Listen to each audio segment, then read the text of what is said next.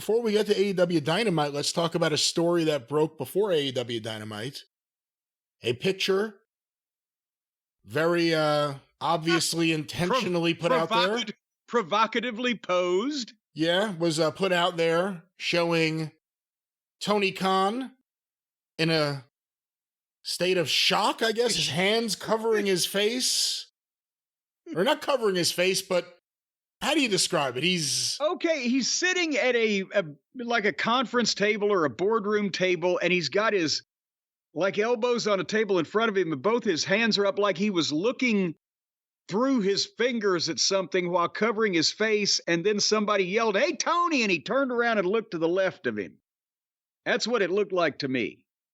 And to the left of him in the room, at least in this picture, you could see part of a person with a very deep tan, or at least they're beet red, or I don't know what's happening there, but Shane McMahon. Purportedly, this was taken in an airport, and it comes off stories that Jim Ross, I think, mentioned somewhere about Shane McMahon asking someone about AEW. And then it came out, I think, that it was Sasha Banks or Mercedes Moné. That was the person he ran into at an airport. He's running into a lot of people at the airport. I don't know what's happening. Well, but you haven't mentioned the photographer of that picture of Tony Khan across the table from Shane McMahon. Apparently that was Mercedes Moné, correct? Mercedes Moon has claimed that she took the picture, and we have no reason to doubt her, because why would you claim that shitty-looking, poorly framed picture if you didn't take it? Yeah, who else would Shane not charge and tackle? Shut up. But again, people are saying, "Oh my God, now I told you it was going to happen." No. Mercedes Moon likes Shane, and Mercedes Moon is making a ton of money, plus getting the use of the private jet and who knows what else from AEW and Tony Khan. And again, they were in an airport. It didn't look like if you had come to a business meeting to discuss some major shit, you'd be sitting down talking about it.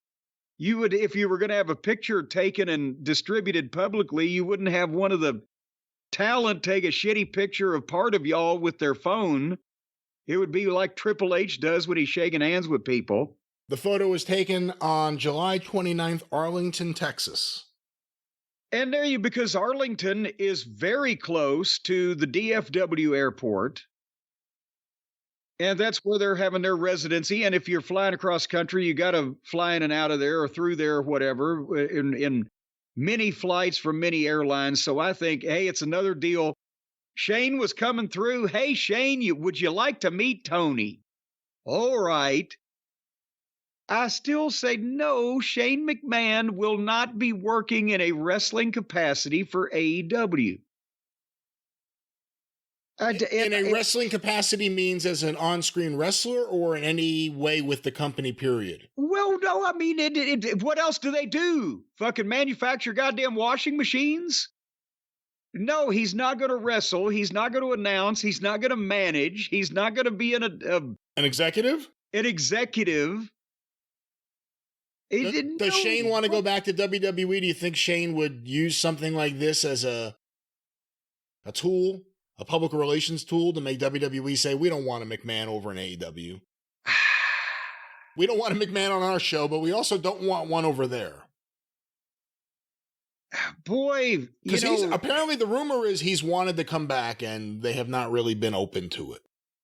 There may be, so if he's tried to talk to him already, and boy, if you can't have a good sit down with your brother-in-law, then Christmas must be goddamn awkward. Then maybe that there could be something there where he's stringing this guy along or just being seen. Well, the same way Jerry Jarrett took the Russian, what was his name? To the WWE when he was working for TNA. Oh, Jerry Oleg Prudius.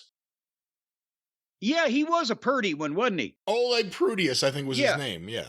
He was very prudish also. Was very, very prudish. He's actually a very nice guy.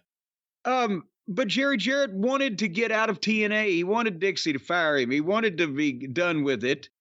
And they wouldn't, so he took the Russian and recommended him to Vince and had pictures taken there. Is Shane doing the opposite? Is he just, all right, I'll take this guy's picture with him and I'll meet with him because Mercedes wants me to, but deep down, they may be afeared that I will go to AEW. Well, Shane McMahon issued a statement. He sent this missive to Bully Ray, apparently, on his show. Tony and I were connected through a mutual friend, and we had a great meeting. See, he really is trying to buddy up to him. He used the word great. We talked about many things, but mostly about our shared love for the business and the rewards and challenges of working with family. I congratulated him on the 5-year anniversary of AEW and look forward to how he evolves the business moving forward. That's the statement. I signed my action figure for him. I mean, again, I don't even really put a whole lot of faith in the idea that Shane is trying to strong arm the WWE in this tactic to bring him back to do something. If he wasn't trying to do something, why is he meeting with Shane in Texas?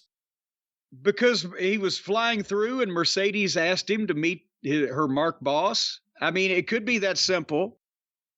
But I'm not saying that I don't think Shane might not want to go back and do something with the WWE. He does love the wrestling business and he loved performing and his way and etc. But that's why I've said before, he always looked at any other company as a step down. Even WCW, when it was goddamn competitive, was still, but it's not the WWF. He was into the mindset that Vince had with, the Kevin Dunns and everybody, that we are the only thing that matters. And it would be a come down for him, I think, in his mind, well, and literally, to work for any other company. It would be the second rate, second place. He doesn't need the money, for fuck's sake. So that's why I think that he's being nice. He's being nice and maybe stirring some other people up. And again, without knowing the conversation, you could also imagine that Shane McMahon at this point in time, looking back, probably has a lot of, I don't know if regrets are the word, but just thoughts about how things could have been different if he had had his hand on more of the pie. And it's not going to happen in WWE. If they brought him back, it would be as a performer, right? I mean, they're not looking at an executive capacity, I wouldn't think. With AEW, again, this is just crazy talk, but if Shane had something he wanted to prove, if Shane had something he wanted to do, not necessarily as an on-screen wrestler, but, Shane never got to run a wrestling company, and he's not going to get to run Tony's wrestling company. Well, that's what I was about to say. But if Shane wanted to be, if Tony knows he needs serious executives, and Shane wants to be a wrestling executive, AEW is the only home for him. Well, but that means that he just can't be a wrestling executive to me, because if he was looking at that television show based on things that he has said about other things to me 25 years ago at the time, he would say, well, this is a bunch of indie bullshit, basically, in so many words, or maybe not, maybe different words. But that's why I just don't see it. If Shane cannot be involved in the number one company, the company his father started, if he was being courted to take over and run for Tony Khan, AEW in its entirety, then I might believe he's talking to him. Because he might want to run an entire wrestling company from the top down like his dad did. And maybe see if he could prove that he could be competitive. But nobody, the guys get to do their own shit in the ring, but nobody gets to pry the book or the ability to hire and fire wrestlers or the other things that come along with the guy that actually runs a company. Tony's not going to let a death grip of any of that shit go. So, do you think Shane's hurt in the wrestling business in 2024? Again, whatever he would want to do, wherever that may be. with the name McMahon. He's never come out and said, no, my father was doing shit I don't approve of and I want nothing to do with it. We have no idea where he stands with anything, but that's probably one of the reasons why WWE may not even consider it, was they may not want McMahon on TV as a character. Well, but Stephanie McMahon was at the Hall of Fame, and Stephanie McMahon was introduced at WrestleMania. She's a Helmsley. Well, Shane could get married to Shane could be Shane McMahon Mazzola.